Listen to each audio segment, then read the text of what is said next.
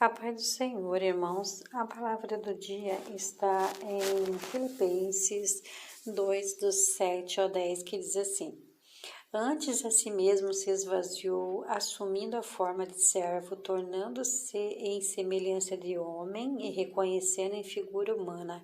E a si mesmo se humilhou, tornando-se obediente até a morte da cruz. Pelo que também Deus o exaltou sobremaneira, ele deu o nome que está acima de todo nome, para que o nome de Jesus se dobre todo o joelho no céu e na terra e debaixo da terra. Então, a palavra de Deus está nos dizendo assim: Jesus estava na glória, mas pelo amor e pela misericórdia de Deus, Deus enviou o seu Filho amado que se esvaziou da glória que ele tinha, porque ele já era com Deus no céu na eternidade.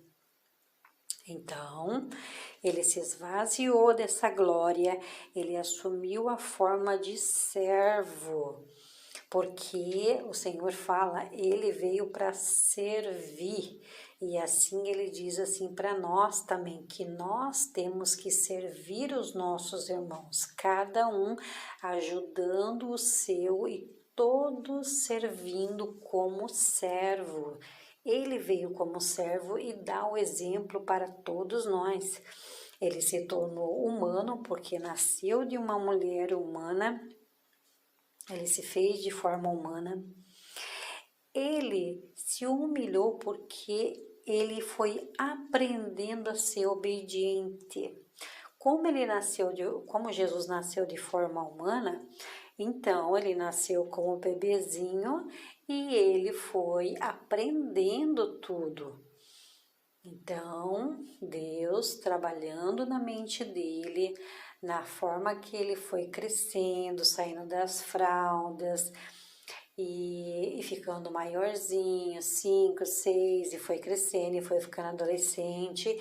Aí o Espírito Santo foi trabalhando nele, foi ensinando ele, até porque quando os fariseus conversavam com ele, ficavam admirados com o conhecimento que ele tinha.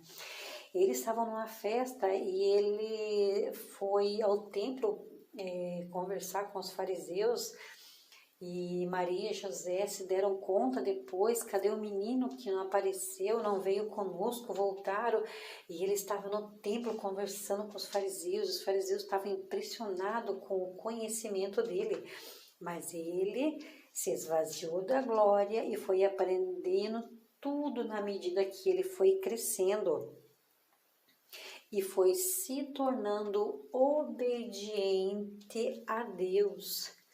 Ele era obediente aos seus pais também, mas ele era obediente a Deus porque ele veio para ser servo, ele veio para servir.